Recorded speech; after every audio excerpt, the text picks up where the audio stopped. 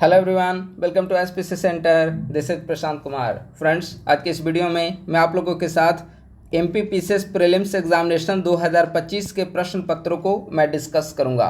71वीं BPSC prelims के लिए हिंदी भाषी राज्यों के जो भी प्रीलिम्स एग्जामिनेशन है पीसीएस का, उसका आपको प्रश्न पत्र सॉल्व करना बहुत ज़रूरी है, क्योंकि बीपीएससी में वहां से सवाल पूछे जाने की संभावना हमेशा बनी रहती है। स्पेशली आप यूपी का, झारखंड का, एमपी, छत्तीसगढ़, राजस्थान, इन सभी राज्यों के जो हिंदी भाषी राज्य हैं वहाँ के जो पीसीएस एग्जामिनेशन हैं उनका कम से कम 2024 एवं अगर 2025 में प्रीलिम्स एग्जामिनेशन वहाँ पर कंडक्ट हुई हो तो इसका सवाल अच्छे से आप प्रीलिम्स का सवाल सॉल्व कर लेंगे। वहाँ का जो स्टेट से रिलेटेड सवाल होगा उसको स्किप कर सकते हैं, और नेशनल इंटरनेशनल स्तर के जो भी सवाल होंगे, चाहे वह करेंट अफेयर हो, हिस्ट्री, ज्योग्राफी, इंडिया का जो भी है, तो उसे आप अच्छे तरीके से सॉल्व कर लें। तो हम लोग आज एमपीपीसीएस प्रीलिम्स 2025 के प्रश्न पत्र को डिस्कस करेंगे, जो कि 16 फरवरी 2025 ईस्वी को इसकी प्रारंभिक परीक्षा कंडक्ट हुई थी, और एक्सप्लेनेशन के साथ हम लोग इसका डिस्कस करेंगे। और इसका जो पीडीएफ है वह करेंट अफेयर का जो पेड बैच हमारा बना हुआ है वहां पर भेज दिया जाएगा।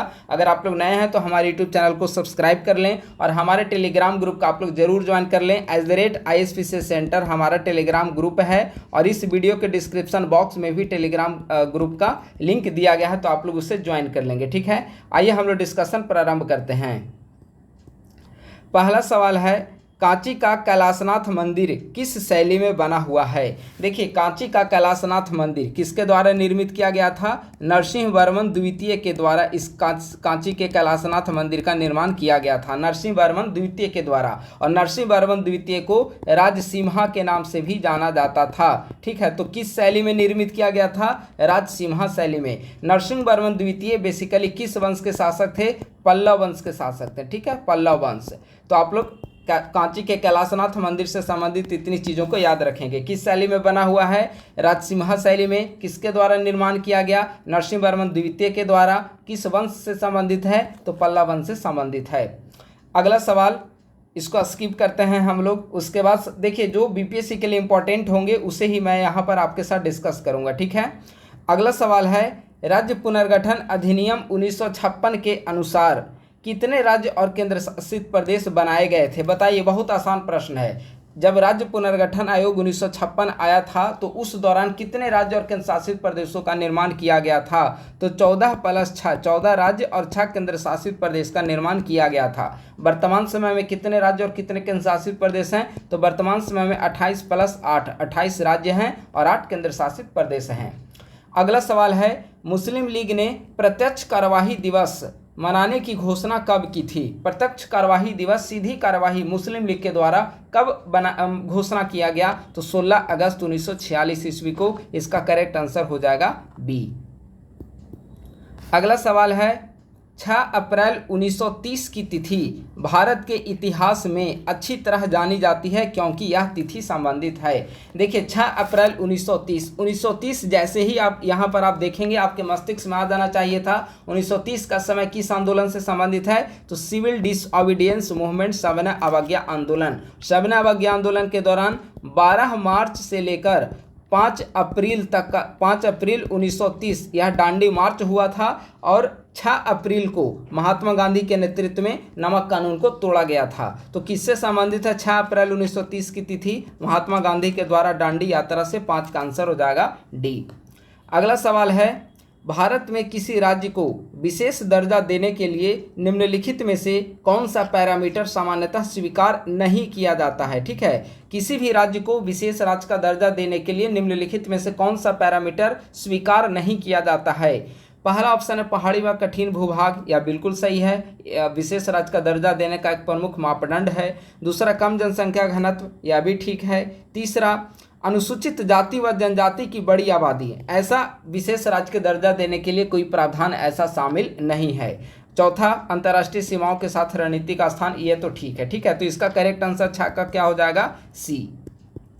7वां नंबर सवाल है, 18वीं लोकसभा के स्पीकर के द्वारा 2024-25 के लिए गठित संसदीय समितियों के अध्यक्षों की नियुक्ति के संबंध में कौन सा युग्म गलत है? गलत युग्म को बताना है।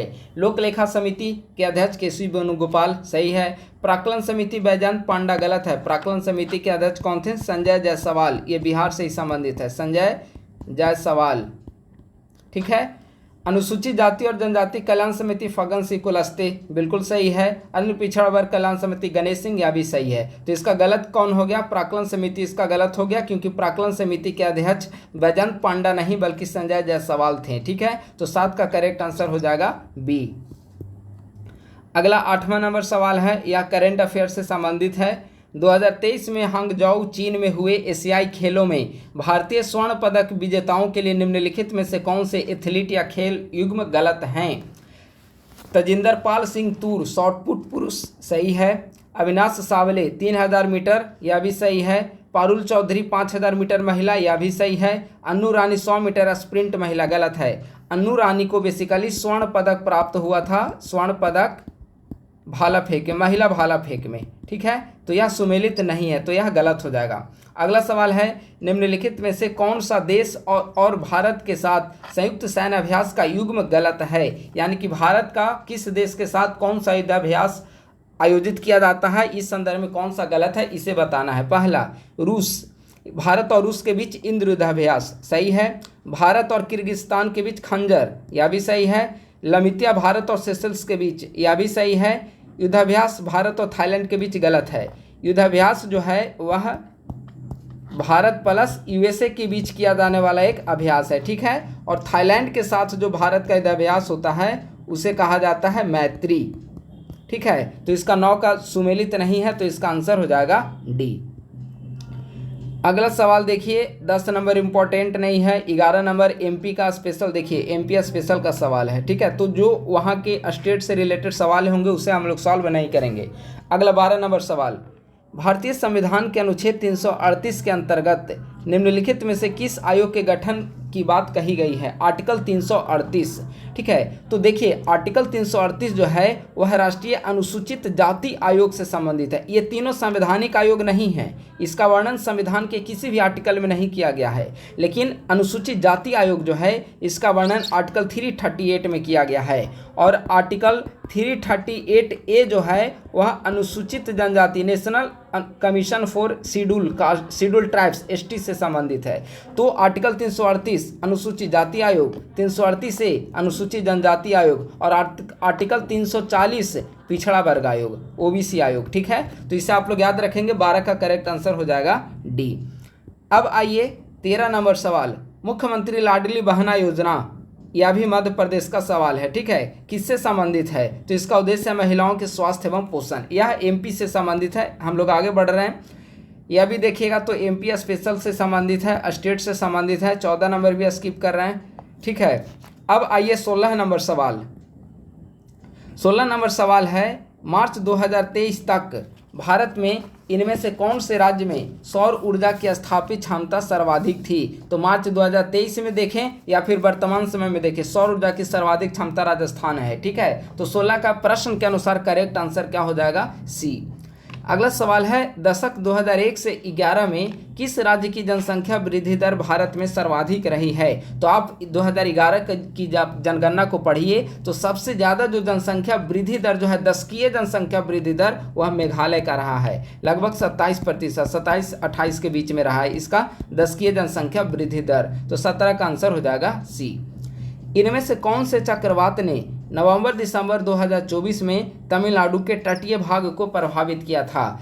नवंबर-दिसंबर 2024 तमिलनाडु के तटीय भाग में कौन सा आया था चक्रवात? तो था वह फेंगल। तो 18 का करेक्ट आंसर क्या हो जाएगा? डी। अगला सवाल है, वर्ष 2024 में भारत में निम्नलिखित में से कौन से परमाणु ऊर्जा केंद्र की स्थापित क्षमता सर्वाधिक थी? बहुत महत्वपूर्ण सवाल है, ठीक है। पहले तो यह जानिए कि कौन सा परमाणु ऊर्जा केंद्र है वह किस राज्य में अवस्थित है। काकरापार कहाँ पर स्थित है? काकरापार गुजरात में स्थित है। कलपक्कम कहाँ पर है? तमिलनाडु में है। कैगा कहाँ पर है? कैगा कर्नाटक में है। और कुडानकुलम कहाँ पर है? कुडानकुलम भी तमिलनाडु में है, ठीक है। कौन से राज्य में स्थित है यह क्लियर हो गया। अब सवाल है कि कौन से परमाणु ऊर्जा केंद्र की स्थापित क्षमता सबसे अधिक थी। ठीक है, तो अब स्थापित क्षमता हम लोग देखते हैं। तो काकरापार की जो स्थापित क्षमता 2024 में है वह 1840 मेगावाट था। ठीक है, कलपक्कम का था 440 मेगावाट, कैगा जो कि कर्नाटक में है 880 मेगावाट, और कुडानकुलम का जो है वह 2000 मेगावाट 2024 में था, और भविष्य में इसे बढ़ाकर 6000 मेगावाट करने की योजना है। तो इसका करेक्ट आंसर क्या हो जाएगा? ऑप्शन नंबर डी इसका आंसर हो जाएगा। तो कौन से परमाणु ऊर्जा केंद्र किस राज्य में अवस्थित है और उसकी स्थापित क्षमता कितनी है, यह क्लियर हो गया। अगला 20 नंबर सवाल है, किस उपनिषद में याज्ञवल्क्य और गार्गी का प्रसिद्ध संवाद मिलता है? याज्ञवल्क्य और गार्गी संवाद, या एंशियंट हिस्ट्री का सवाल है। यह आपको घटना चक्र में भी यह सवाल आपको मिल जाएगा, बहुत आसान प्रश्न है। ठीक है, तो याज्ञवल्क्य और गार्गी संवाद बृहदारण्यक उपनिषद में हमें मिलता है। तो 20 का करेक्ट आंसर हो जाएगा ऑप्शन नंबर ए। अगला सवाल है, निम्नलिखित में से कौन सा गैर लाभकारी संगठन भारत के रोबोटिक्स और ऑटोमेशन में मानक स्थापित करने के लिए शीर्ष निकाय है? ठीक है, रोबोटिक्स और ऑटोमेशन में मानक स्थापित करने के लिए शीर्ष निकाय भारत में कौन सी है? तो all India council for robotics and automation इसका करेक्ट आंसर हो जाएगा। 20 का आंसर हो जाएगा ऑप्शन नंबर ए। ठीक है, अब आइए प्रश्न संख्या 23। प्रश्न संख्या 23 है, भारतीय संविधान के किस अनुच्छेद के अंतर्गत राष्ट्रपति राज्य विशेष के लिए अनुसूचित जनजाति समुदायों के लिए लोक अधिसूचना को जारी करते हैं? काफी महत्वपूर्ण सवाल है। ठीक है, इसका ऑप्शन नंबर करेक्ट आंसर हो जाएगा ऑप्शन नंबर सी, यानी कि आर्टिकल 342। भारतीय संविधान के किस अनुच्छेद के अंतर्गत राष्ट्रपति राज्य विशेष के लिए अनुसूचित जनजाति समुदायों के लिए लोक अधिसूचना को जारी करते हैं? आर्टिकल 342 के तहत इसका आंसर हो जाएगा ऑप्शन नंबर सी। अगला सवाल आते हैं, 24 नंबर सवाल जो है वह मध्य प्रदेश से संबंधित है। 25 नंबर सवाल है, भारत के राष्ट्रपति पर महाभियोग निम्नलिखित में से किस आधार पर लगाया जा सकता है? देखिए, राष्ट्रपति पर जो महाभियोग लगाने की प्रक्रिया का वर्णन है भारतीय संविधान में के आर्टिकल 61 में इसका वर्णन किया गया है महाभियोग का। ठीक है, तो आर्टिकल 61 में देखेंगे तो सिर्फ एक ही आधार है जिसके बेस पे राष्ट्रपति पर महाभियोग की प्रक्रिया शुरू की जा सकती है, और वह है संविधान का उल्लंघन। तो इसका करेक्ट आंसर हो जाएगा ऑप्शन नंबर बी। अगला सवाल है 27 नंबर। हालांकि अभी एमपी स्पेशल है, लेकिन इसे जानना जरूरी है, यह पूछा जा सकता है। ICMR राष्ट्रीय जनजातीय स्वास्थ्य अनुसंधान संस्थान मध्य प्रदेश के किस शहर में अवस्थित है? तो राष्ट्रीय जनजातीय स्वास्थ्य अनुसंधान संस्थान मध्य प्रदेश के जबलपुर में स्थित है। 27 का करेक्ट आंसर हो जाएगा ऑप्शन नंबर डी। अगला सवाल अब हम लोग देखते हैं, आइए 31 नंबर सवाल। यहाँ पर प्रश्न है, मौद्रिक नीति का मुख्य उद्देश्य क्या है? बताइए, मौद्रिक नीति का मुख्य उद्देश्य क्या है? तो मौद्रिक नीति का जो मुख्य उद्देश्य है वह मूल्य स्थिरता को बनाए रखना और आर्थिक वृद्धि को सुनिश्चित करना इसका मुख्य उद्देश्य है। 31 का करेक्ट आंसर हो जाएगा ऑप्शन नंबर बी। अगला सवाल है, वित्त वर्ष 2023-24 में भारत के कुल व्यापार घाटे को कम करने में किस क्षेत्र ने महत्वपूर्ण भूमिका निभाई? तो वित्त वर्ष 2023-24 में भारत के कुल व्यापार घाटे को कम करने में सेवा निर्यात ने महत्वपूर्ण भूमिका निभाया है। ठीक है, इसका आंसर हो जाएगा 32 का ऑप्शन नंबर सी। अगला सवाल है 34 नंबर सवाल, भारत किन कृषि उत्पादों में सबसे बड़ा उत्पादक है? ठीक है, सबसे बड़ा उत्पादक पूछा गया है। ठीक है, तो चावल गेहूं में तो चाइना है सबसे बड़ा उत्पादक, तो पहला ऑप्शन ऐसे ही कट जाएगा। ठीक है, इसका करेक्ट आंसर अगर आप देखेंगे तो इसका करेक्ट आंसर हो जाएगा ऑप्शन नंबर बी। दूध हो या फिर दाल हो या मसाला हो, इसके उत्पादन में सबसे जो बड़ा उत्पादक राज्य है वह है भारत। तो 34 का करेक्ट आंसर हो जाएगा ऑप्शन नंबर बी। अगला सवाल है एमपी का सवाल है, इसे हम लोग स्किप कर रहे हैं। 36 को भी स्किप कर रहे हैं। 37 नंबर सवाल। 37 नंबर सवाल है, राष्ट्रीय पृथ्वी विज्ञान अध्ययन केंद्र किस राज्य में स्थित है? काफ़ी महत्वपूर्ण सवाल है। राष्ट्रीय पृथ्वी विज्ञान अध्ययन केंद्र किस राज्य में स्थित है? तो इसका आंसर हो जाएगा बी, यह केरल राज्य में स्थित है, और इसका मुख्यालय जो है वह तिरुवनंतपुरम में इसका मुख्यालय है। तो इसका 37 का करेक्ट आंसर हो जाएगा ऑप्शन नंबर बी। 38 सवाल है, उद्यम क्रांति योजना का मुख्य उद्देश्य क्या है? उद्यम क्रांति योजना का मुख्य उद्देश्य, तो ध्यान से ऑप्शन को पढ़िए। ऑप्शन में अगर आप पढ़ेंगे तो उद्यम क्रांति योजना का मुख्य उद्देश्य है स्वरोजगार के लिए गारंटी रहित ऋण को प्रदान करना। तो 38 का करेक्ट आंसर हो जाएगा ऑप्शन नंबर बी, इसका करेक्ट आंसर होगा। अब आइए आगे हम लोग देखते हैं, इसमें एमपी स्पेशल जो भी सवाल है हम लोग उसको स्किप करके आगे बढ़ रहे हैं, ठीक है, क्योंकि वह बीपीएससी के लिए महत्वपूर्ण नहीं है। सोशल मीडिया प्लेटफॉर्म फेसबुक की स्थापना किसके द्वारा की गई थी? तो सोशल मीडिया प्लेटफॉर्म फेसबुक की स्थापना मार्क जुकरबर्ग के द्वारा की गई थी। 42 का आंसर हो जाएगा ऑप्शन नंबर ए। निम्नलिखित में से कौन 2024 के पद्म विभूषण पुरस्कार के प्राप्तकर्ता नहीं है? अब तो 2025 का भी पद्म अवार्ड की घोषणा कर दी गई है, तो 2024 से सवाल नहीं पूछे जाएंगे। लेकिन अगर मान लिया जाए कि सवाल भी पूछा जाता है तो पद्म विभूषण किसको नहीं दिया गया था? निम्नलिखित में से कौन सा ऐसा ऑप्शन है? तो ऑप्शन पढ़कर आप देखिएगा तो option number D AR Rahman, ठीक है, यह इसमें शामिल नहीं है। 44 का आंसर हो जाएगा ऑप्शन नंबर डी। अगला सवाल है, भारतीय संविधान के किस अनुच्छेद में अनुसूचित जनजातियों के लिए राज्य की विधानसभा में सीटों के आरक्षण का प्रावधान किया गया है? बहुत महत्वपूर्ण सवाल है, ठीक है। 2 आर्टिकल है जिसे आपको जानना है, आर्टिकल 330 और आर्टिकल 332। आर्टिकल 330 जो है वह लोकसभा में अनुसूचित जाति और जनजाति के लिए सीटों के आरक्षण का प्रावधान करता है, और आर्टिकल 332 जो है वह विधानसभा में अनुसूचित जाति और जनजाति के लिए सीटों के आरक्षण का प्रावधान करता है। तो सवाल है कि राज्य की विधानसभा में अनुसूचित जनजातियों के लिए प्रावधान किया गया है, तो आर्टिकल 332 के तहत। 45 का आंसर क्या हो जाएगा? ऑप्शन नंबर बी इसका करेक्ट आंसर हो जाएगा। अगला सवाल है 46 नंबर हम लोग सवाल देख रहे हैं, FPGA एकीकृत सर्किट है जिनका AI को डिप्लॉय करने के लिए व्यापक रूप से उपयोग किया जाता है। अब बताइए FPGA का विस्तृत रूप क्या है? तो FPGA का विस्तृत रूप है फील्ड प्रोग्रामेबल गेट अरेज, ठीक है। तो 46 का करेक्ट आंसर हो जाएगा ऑप्शन नंबर ए, इसका करेक्ट आंसर हो जाएगा। अगला सवाल है, अगला जो इसमें इम्पोर्टेंट है और जिसे हम लोग को देखना है वह सवाल है 49 नंबर सवाल, ठीक है। यह एंशिएंट हिस्ट्री से सवाल है। निम्नलिखित में से कौन सी पुस्तक राजशेखर के द्वारा नहीं लिखी गई है? राजशेखर के द्वारा निम्नलिखित में से कौन नहीं लिखी गई है? काव्य मीमांसा राजशेखर के द्वारा लिखी गई है। कर्पूर मंजरी या भी राजशेखर के द्वारा लिखी गई है। विदुषाल भज्जिका यह भी राजशेखर के द्वारा लिखी गई है। लेकिन प्रबंध चिंतामणि यह राजशेखर के द्वारा नहीं लिखी गई है, बल्कि यह मेरुतंग के द्वारा लिखी गई है। तो 49 का करेक्ट आंसर हो जाएगा ऑप्शन नंबर सी। अगला सवाल जो हमारे लिए इम्पॉर्टेंट है वह है प्रश्न संख्या 56, ठीक है। देखिए ये सब जो है वह एमपी स्पेशल है, ठीक है। 56 में सवाल है, किस संविधान संशोधन के द्वारा 6 से 14 वर्ष तक के बच्चों के लिए निःशुल्क और अनिवार्य शिक्षा के मौलिक अधिकार बनाया गया है? बताइए कि 6 से 14 वर्ष तक के बच्चों का निःशुल्क और अनिवार्य शिक्षा का प्रावधान किस संशोधन के जरिए मौलिक अधिकार की सूची में शामिल किया गया है? तो 86वां संविधान संशोधन के जरिए, ठीक है। 2002 में यह संशोधन हुआ था। 56 का करेक्ट आंसर हो जाएगा ऑप्शन नंबर सी। अब इसके बाद जो हमारे लिए महत्वपूर्ण सवाल है वह आप डायरेक्ट आ जाइए 61 में, ठीक है। देखिए ये सब जो है एमपी स्पेशल सवाल है। 61 में हम लोग बढ़ रहे हैं, आल्हा खंड के लेखक कौन हैं? बहुत महत्वपूर्ण सवाल, आल्हा खंड के लेखक कौन हैं? तो आल्हा खंड के लेखक है जगनीक, तो इसका 61 का आंसर हो जाएगा ऑप्शन नंबर डी। अगला है 64 नंबर सवाल।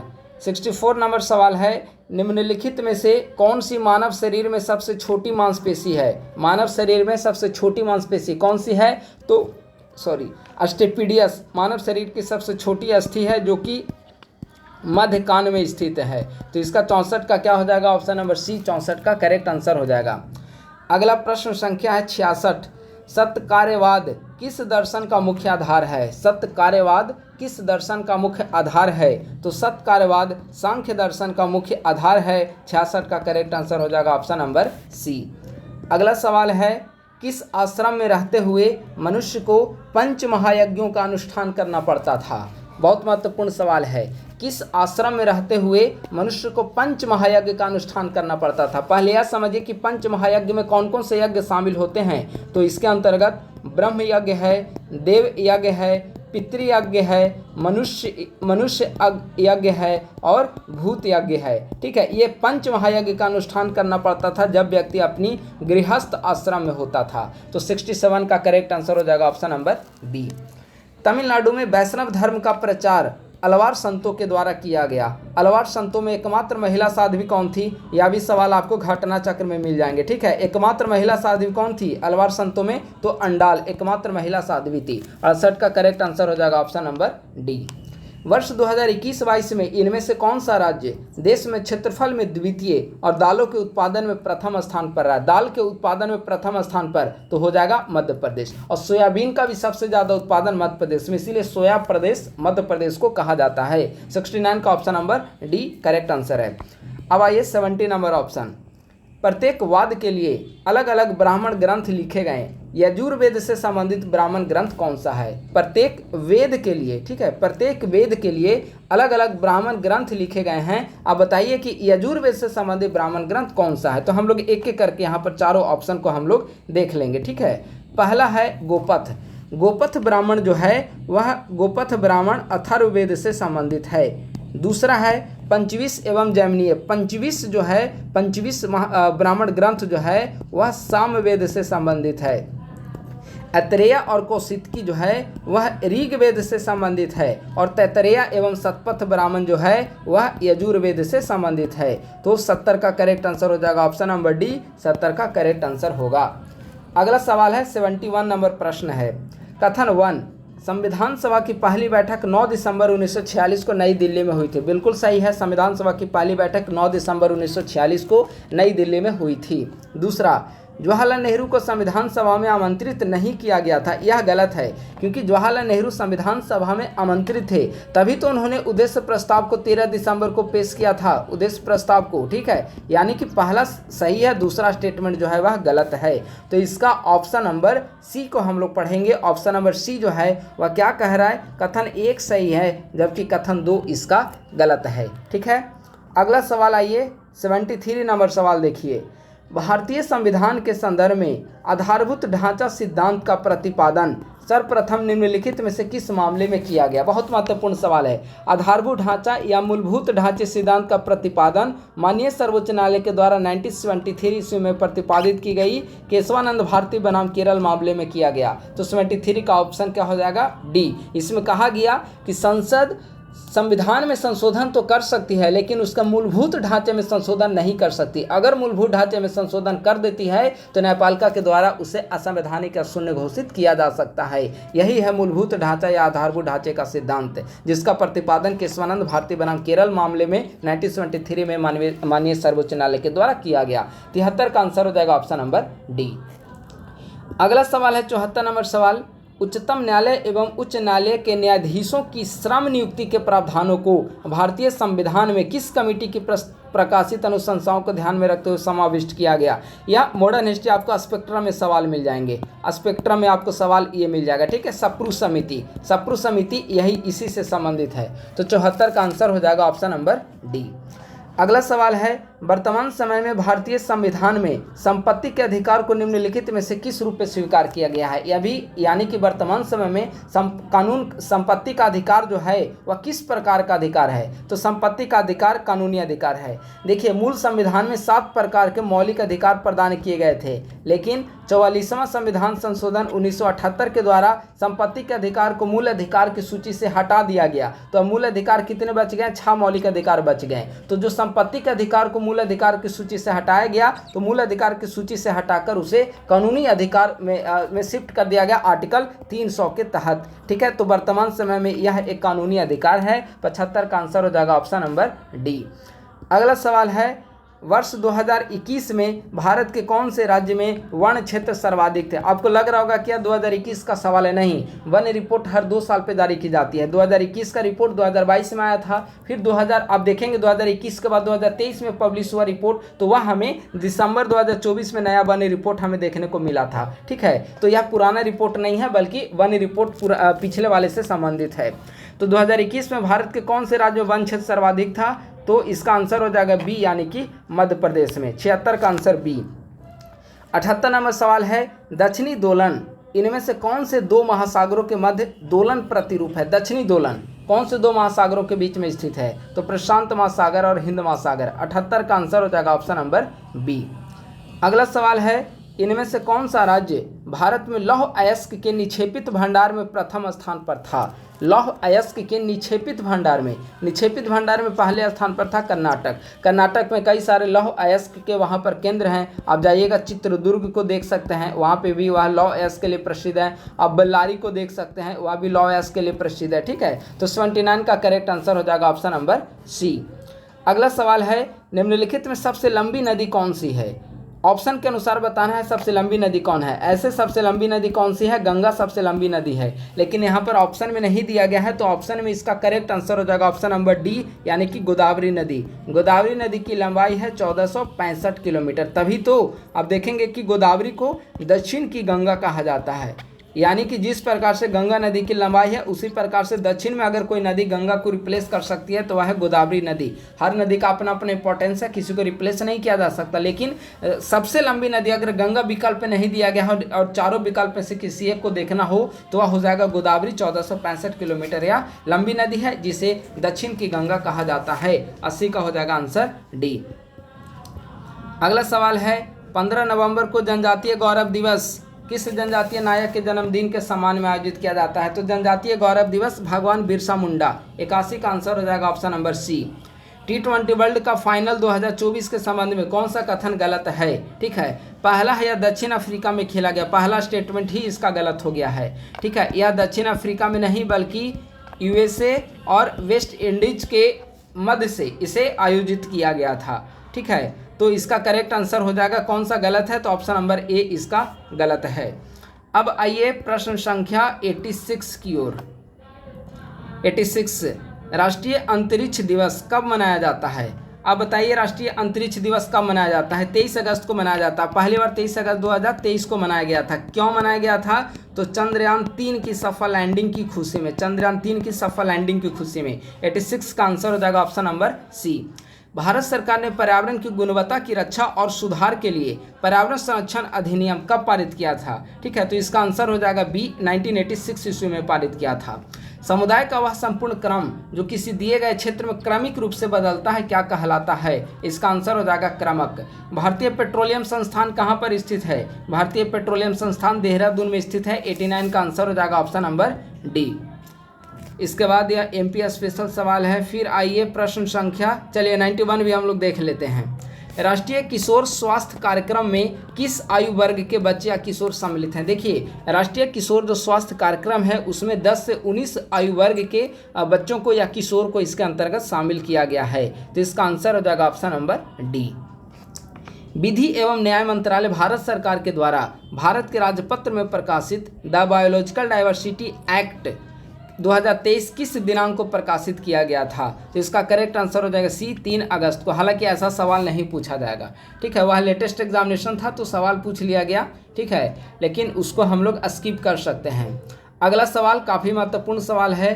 National disaster response force academy की स्थापना किस शहर में की गई थी? नेशनल डिजास्टर रिस्पांस राष्ट्रीय आपदा मोचन बल अकादमी, इसकी स्थापना नागपुर में, अगर पूछा जाए कब की गई, 2018 में। किस शहर में की गई? नागपुर में। ठीक है, तो इसका आंसर हो जाएगा option number A. Doctor Vishnu Shridhar Wakankar ने भीमबेटका के शैलाश्रय की खोज कब की? भीमबेटका कहाँ पर स्थित है? भीमबेटका की गुफा मध्य प्रदेश में। इसकी खोज कब की पूछा गया है, तो ऐसे इसका आंसर हो जाएगा 1957 से 1958। अगला सवाल मोस्ट इंपॉर्टेंट प्रश्न है। राष्ट्रीय सिकल सेल एनीमिया उन्मूलन मिशन ने किस वर्ष तक सिकल सेल एनीमिया को भारत से समाप्त करने का लक्ष्य घोषित किया है? तो इसका आंसर हो जाएगा डी, यानी कि 2027। अगला सवाल है जिसे हम लोग डिस्कस करेंगे, 98 नंबर सवाल। इनमें से कौन सी दो श्रेणियों के मध्य नीलगिरी की पहाड़ियाँ स्थित है? नीलगिरी की पहाड़ियाँ या पश्चिमी घाट का हिस्सा है। ठीक है, पश्चिमी घाट का हिस्सा है नीलगिरी की पहाड़ियाँ। तो किन दो पहाड़ियों के मध्य स्थित है? तो यह हो जाएगा पश्चिमी घाट और पूर्वी घाट के बीच, सह्याद्री और पूर्वी घाट के बीच में। तो 98 का करेक्ट आंसर हो जाएगा ऑप्शन नंबर सी।